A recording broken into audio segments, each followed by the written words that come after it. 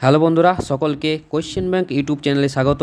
তো পশ্চিমবঙ্গে রাজ্য সরকার গঠনের আগে বিজেপি সরকার প্রতিশ্রুতি দিয়েছিল যে পশ্চিমবঙ্গের বেকার যুবক যুবতীদের 3,000 টাকা করে প্রত্যেক মাসে তাদের ব্যাংক অ্যাকাউন্টে ঢুকাবে।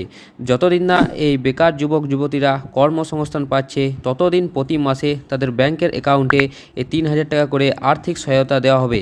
কিন্তু আজ থেকে 10-12 দিন আগে পশ্চিমবঙ্গে বিজেপি সরকার গঠন হয়েছে। এখন অনেকেরই প্রশ্ন আছে যে কবে থেকে টাকা দেওয়া শুরু করবে এই সরকার এই যুবশক্তি প্রকল্পের।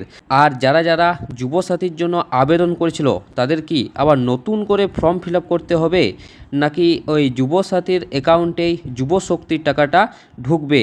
এছাড়াও এও আলোচনা করব যে যুবশক্তি ভরসা কার্ডের জন্য কি কি যোগ্যতা লাগবে। তো আজকের এই ভিডিওতে এই সমস্ত বিষয় নিয়ে আলোচনা করব, তাই ভিডিওটা প্রথম থেকে শেষ পর্যন্ত দেখুন। এখন দেখুন, সরকার ইতিমধ্যেই ঘোষণা করে দিয়েছে যে অন্নপূর্ণা ভাণ্ডার চালু হবে 1 জুন থেকে। অর্থাৎ এখানে মহিলারা প্রতি মাসে মাসে 3,000 টাকা করে আর্থিক সহায়তা পাবে। কিন্তু যুবশক্তি প্রকল্প নিয়ে এখনও পর্যন্ত কোনো সরকারিভাবে স্পষ্ট কোনো ঘোষণা করা হয়নি। তবে বিভিন্ন সূত্র মারফত যেটা জানা যাচ্ছে সেটি হলো এই প্রকল্পের জন্য নতুন করে আবেদন করতে হবে। অর্থাৎ যারা যারা তৃণমূলের আমলে যুবসাথীর নামে নথিভুক্ত করেছিল তাদেরও আবার এই ফর্ম ফিল আপ করতে হবে। আর এও জানা যাচ্ছে যে খুব শীঘ্রই অনলাইনে একটি অফিসিয়াল পোর্টাল চালু করা হবে, সেখান থেকে আবেদন নেওয়া হবে অনলাইনের মাধ্যমে। তবে তার আগে পোর্টালটিকে আরও স্বচ্ছ এবং সঠিকভাবে তৈরি করার কাজ চলছে। তাই ঠিক কবে থেকে ফর্ম পাওয়া যাবে সেটা নিয়ে এখনও নিশ্চিতভাবে বলা যাচ্ছে না।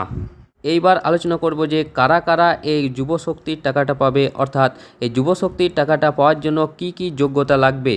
তো প্রথমে পশ্চিমবঙ্গের স্থায়ী বাসিন্দা হতে হবে। এছাড়াও বয়স থাকতে হবে 21 থেকে 40 বছরের মধ্যে। এছাড়াও রয়েছে কমপক্ষে মাধ্যমিক পাস হতে হবে। এছাড়াও রয়েছে অবশ্যই বেকার হতে হবে।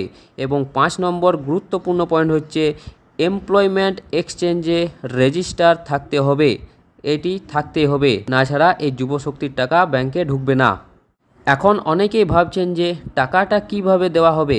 তো জানিয়ে রাখি, ডিবিটি অর্থাৎ ডাইরেক্ট বেনিফিট ট্রান্সফার, এর মাধ্যমে সরাসরি ব্যাংক অ্যাকাউন্টে টাকা পাঠানো হবে।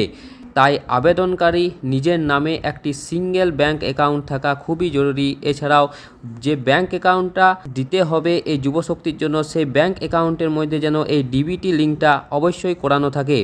তো এই নিয়ে আমি একটি ভিডিও বানিয়েছি যে কিভাবে 1 মিনিটের মধ্যে অনলাইনে দেখে নিতে পারবেন যে কোন ব্যাংকের সাথে আপনাদের ডিবিটি লিঙ্কটা রয়েছে। তো সেই ভিডিওটা অবশ্যই ডেসক্রিপশনে দিয়ে দেব, সেখান থেকে দেখে নেবেন। এছাড়াও এই যুবশক্তি প্রকল্পের জন্য আবেদন করার সময় বেশ কিছু গুরুত্বপূর্ণ নথি লাগতে পারে, যেমন রয়েছে ভোটার কার্ড। তো নিজস্ব ভোটার কার্ড অবশ্যই লাগবে। এছাড়াও রয়েছে আধার কার্ড। এছাড়াও রয়েছে বয়সের প্রমাণপত্র, অর্থাৎ 21 থেকে 40 বছর যে বয়সের সীমা রয়েছে তা দেখার জন্য বয়সের প্রমাণপত্র লাগবেই। এছাড়াও মাধ্যমিক মার্কশিট অথবা অ্যাডমিট, দুটোর মধ্যে একটি লাগবে।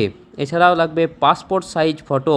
সর্বশেষ লাগবে একটি বৈধ মোবাইল নাম্বার, যেখানে কল আসা যাওয়া সমস্ত কিছু হয়। তো যারা যারা আবেদন করতে চাইছেন তারা আগে থেকে এই ডকুমেন্টসগুলো তৈরি করে রাখুন। আর সবশেষে একটি গুরুত্বপূর্ণ কথা বলবো যে এখনও পর্যন্ত সরকার অফিসিয়াল সম্পূর্ণ বিজ্ঞপ্তি প্রকাশ করেনি, তাই কোনো ভুয়ো খবর বা ফেক লিঙ্কে ক্লিক করবেন না। শুধুমাত্র এই সরকারি পোর্টাল অথবা নির্ভরযোগ্য সংবাদ মাধ্যমের আপডেটের উপর নজর রাখুন। আর যদি এই ধরনের চাকরি, স্কলারশিপ বা সরকারি প্রকল্পের আপডেট সবার আগে পেতে চান তাহলে অবশ্যই আমাদের চ্যানেলটিকে সাবস্ক্রাইব করে রাখুন। আমাদের এই চ্যানেলে এই সমস্ত কিছু আলোচনা করা হয়। এছাড়াও আমরা বিভিন্ন পরীক্ষার জন্য বিভিন্ন এমসিকিউ প্রশ্ন প্র্যাকটিস সেট দিয়ে থাকি আমাদের এই চ্যানেলে। তো অবশ্যই আমাদের চ্যানেলটাকে সাবস্ক্রাইব করে দিন।